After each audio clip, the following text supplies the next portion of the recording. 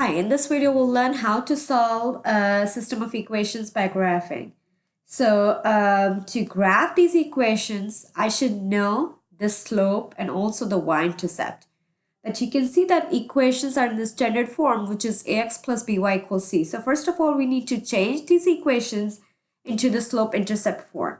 So we know that slope-intercept form is y equals mx plus b, y equals mx plus b. So first of all, we'll convert these equations into the slope-intercept form.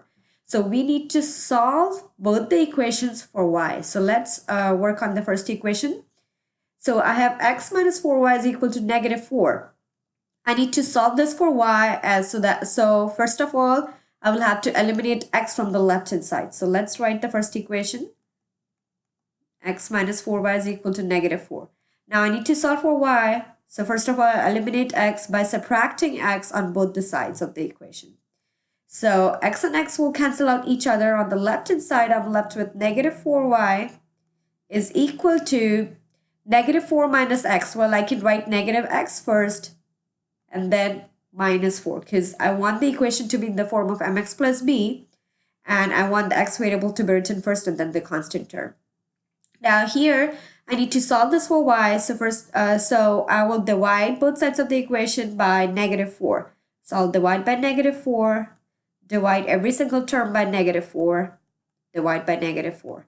So negative 4 and negative 4 will cancel out each other. I'm left with y on the left-hand side is equal to, remember when a negative number divided by another negative term divided by another negative term, you get the positive answer, you get positive result. So this will be x over 4, and then this is also negative, this is also negative. So again, you will get positive result. Here 4 divided by 4 will be 1.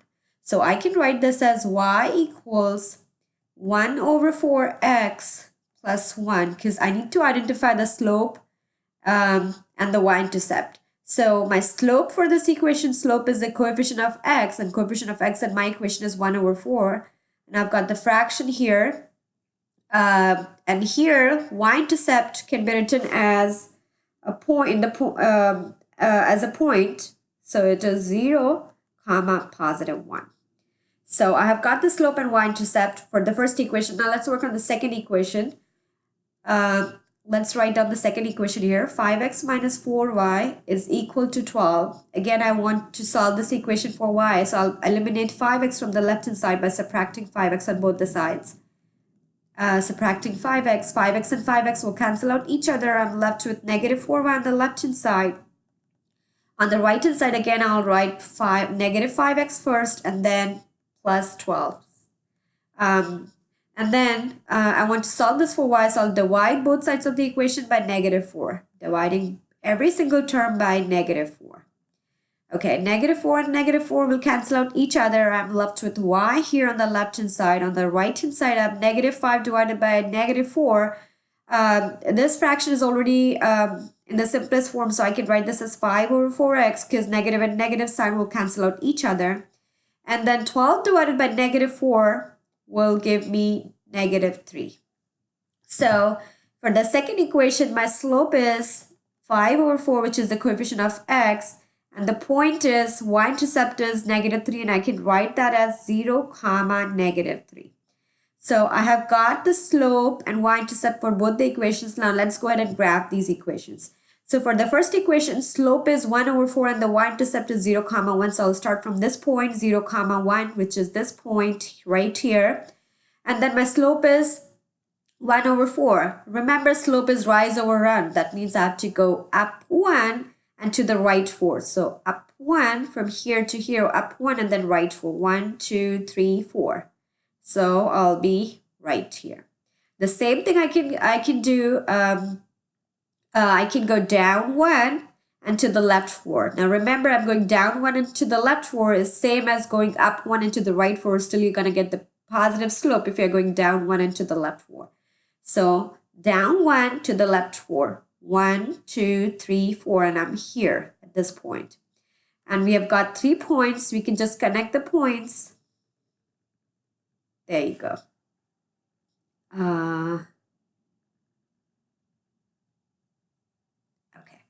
So I've got the straight line here. And then let's go ahead and graph the other equation. I have to start from the point 0 comma negative 3. So I'll start from this point 0 negative 3. And then my slope is 5 over 4. It's good that we have a positive slope here as well.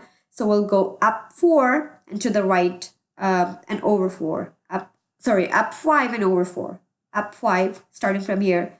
1, 2, 3, 4, 5. Up 5 over 4. 1, 2, 3, 4. And we are here at this point. So we have got our intersection point. So no need to graph any more points here because we have already got the intersection. That's what we need. We can just connect the points here and grab this line as well. So my intersection point here is 3 comma, oh sorry, it's 4 comma 2. So this is my intersection point. This is the solution for this equation. My answer is 4 comma 2.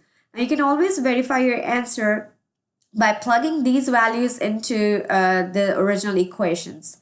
So let's plug in these values, or you can plug in this equation because this is already solved for y. So we'll write y equals 1 over 4 x plus 1 and see if you get both sides equal. So y is 2 here and x is 4. So we'll just plug in x equals 4 here. And then I have plus 1. 4 and 4 will cancel out each other. 1 plus 1 will be 2. 2 is equal to 2, which is true. That means our point, this point is correct. And you can do the same thing. You can plug in the other equation and see if it satisfies the equation. And it will satisfy the equation because our answer is correct. So this way you can verify your answer because graphing is always difficult. Sometimes we just make mistakes and we can't avoid it because you can't get accurate answers in graphing. And you can see that these equations can also be solved by elimination method. Because remember, in substitution method, you need the equation solved for y, and we have here, but you can see that you have fractions in these equations. So fractions, when fractions are involved, it is difficult to solve it. So that's why we'll not use the, you can use the substitution method, but it will be difficult to solve these equations. So it's easier to solve the system by elimination method because you can see that you have got the same coefficient for the same variable. So this equation will also be easier to solve by the elimination method rather than using the substitution method. Okay, thank you so much for watching this video. Please like, comment, and subscribe to my channel, and see you next video.